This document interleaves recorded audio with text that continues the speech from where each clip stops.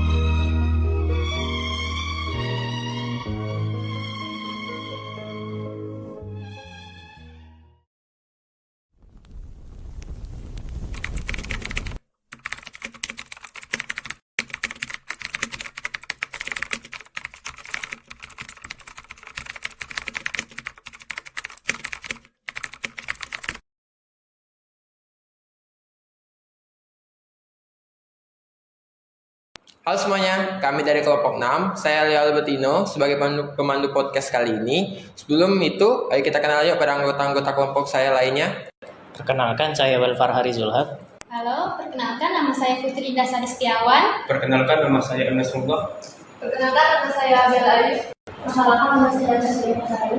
Perkenalkan, nama saya Catherine. Perkenalkan, nama saya Muhammad Abid Pratama. Perkenalkan, saya Harisha.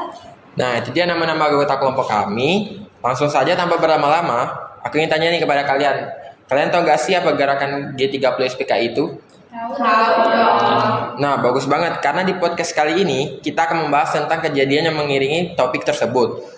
Kira-kira ada yang tahu gak sih gerakan apa sih G30 SPKI itu? Aku mau jawab nih, Leo.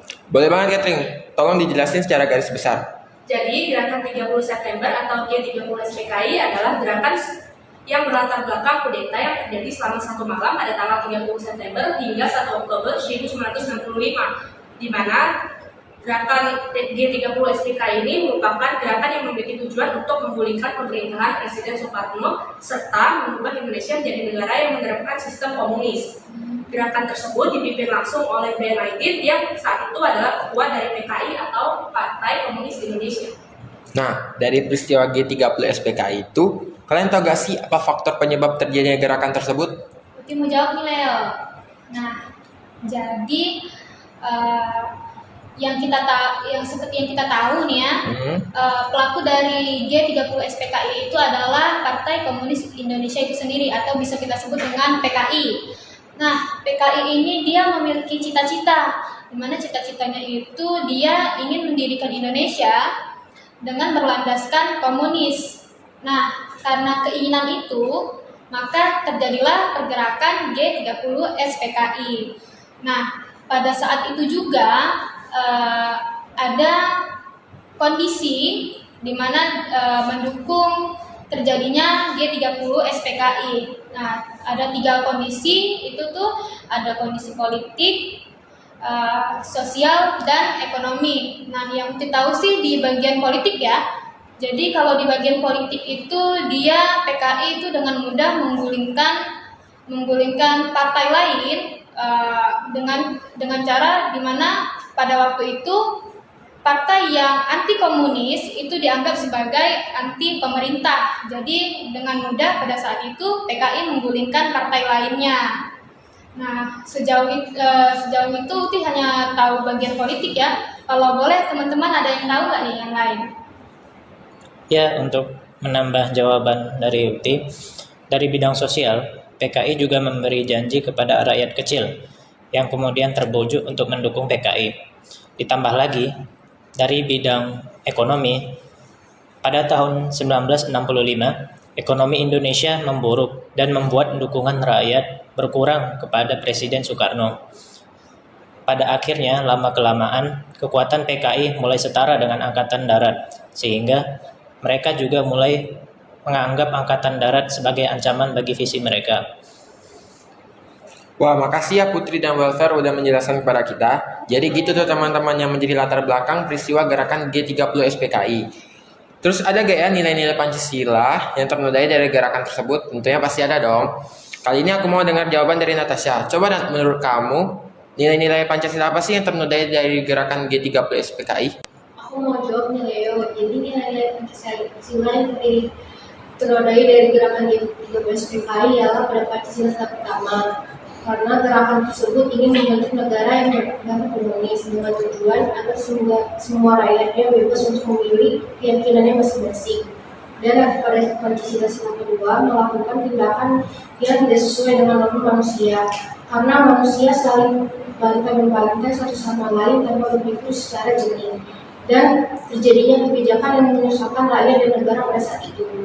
Pada sila ketiga, PKI berusaha untuk menghapuskan yang bahasa negara mereka, maka tindakan pengaturan dalam negeri itu sendiri. Wah, setuju banget nih dari gerakan G30 SPKI tersebut. Ternyata tentunya memang ada nilai-nilai Pancasila yang ternodai ya, teman-teman. Seperti yang dibilang Natasha barusan. Lalu selain dari gerakan G30 SPKI, ada lagi gak ya peristiwa lainnya Indonesia yang menunjukkan degradasi atau perubahan nilai-nilai Pancasila? Wah, tentunya ada dong Leo. Ada banyak contoh peristiwa perubahan atau degradasi nilai Pancasila di Indonesia. Salah satunya yaitu proses pelepasan diri dari Negara Kesatuan Republik Indonesia yang dilakukan oleh beberapa organisasi seperti Organisasi Papua Merdeka, Gerakan Aceh Merdeka, Republik Maluku Selatan, dan yang lainnya. Organisasi tersebut bertujuan untuk memisahkan diri dari NKRI dengan melakukan tindakan-tindakan pemberontakan dan penyerangan terhadap warga sipil dan pemerintah. Organisasi-organisasi seperti ini sudah menjadi kelompok separatis yang mengancam keutuhan negara. Hal tersebut merupakan salah satu contoh degradasi nilai Pancasila secara ketiga, yakni Persatuan Indonesia. Bener banget yang disampaikan tadi. Aku mau nambahin nih peristiwa lain degradasi nilai Pancasila. Wah, boleh banget nih Bella. Coba kalau dari kamu, apalagi sih peristiwa yang menunjukkan degradasi atau perubahan nilai-nilai Pancasila? Jadi, Indonesia itu kan salah satunya dikenal sebagai negara yang sangat ramah dan bermoral. Namun, ada banyak penyebab yang membuat anggapan itu semuanya sirna seketika. Contohnya, tawuran pelajar, pelecehan, narkoba, dan lain sebagainya.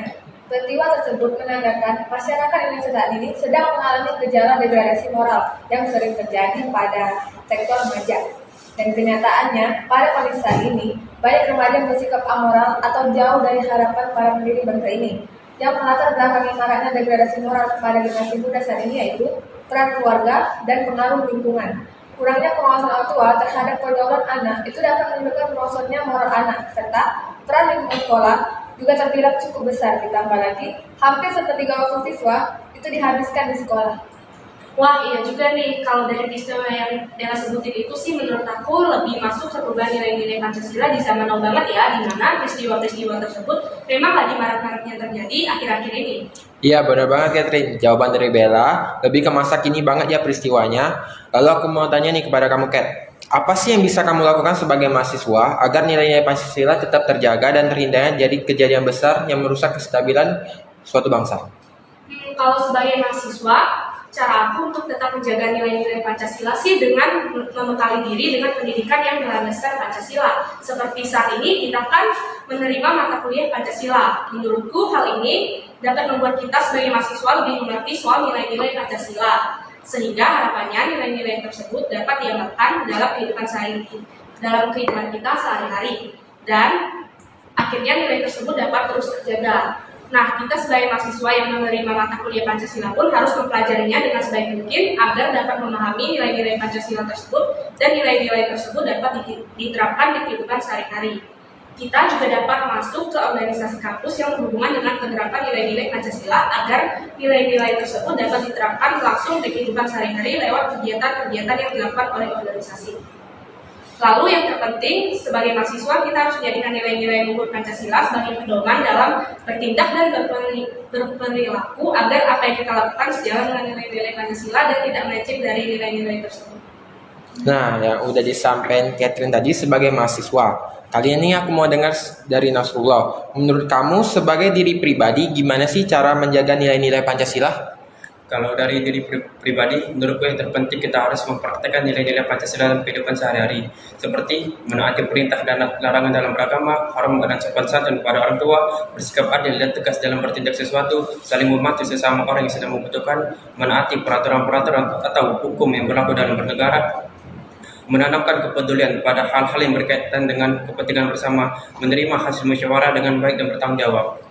Nah, itu dia yang sudah disampaikan dari Nasrullah tadi. Sekarang yang terakhir nih, aku mau tanya gimana cara kita menjaga nilai-nilai Pancasila sebagai bagian dari masyarakat? Iya, kalau dari sudut pandang saya sebagai masyarakat, agar nilai-nilai Pancasila tetap terjaga, kita bisa menerapkan toleransi seperti toleransi beragama yang merupakan sikap saling menghormati dan menghargai antar penganut agama lain. Tidak membeda-bedakan manusia berdasarkan suku, agama, warna kulit, tingkat ekonomi, maupun tingkat pendidikan. Karena sebagai warga negara dan warga masyarakat, setiap manusia di Indonesia mempunyai kedudukan, hak dan kewajiban yang sama, sehingga tidak menciptakan kejadian besar yang mengganggu kestabilan negara. Oke, bisa banget ya, karena kita tentunya juga punya peran dong untuk menjaga nilai-nilai Pancasila sebagai bagian dari masyarakat seperti yang sudah disebutkan Tafid tadi. Nah, jawaban Tafid tadi menutup pembincangan kita di podcast kali ini. Seru dan menarik banget ya podcast kita kali ini. Kalau gitu, aku Leo Albertino pamit undur diri dan sekian, terima kasih. Terima kasih.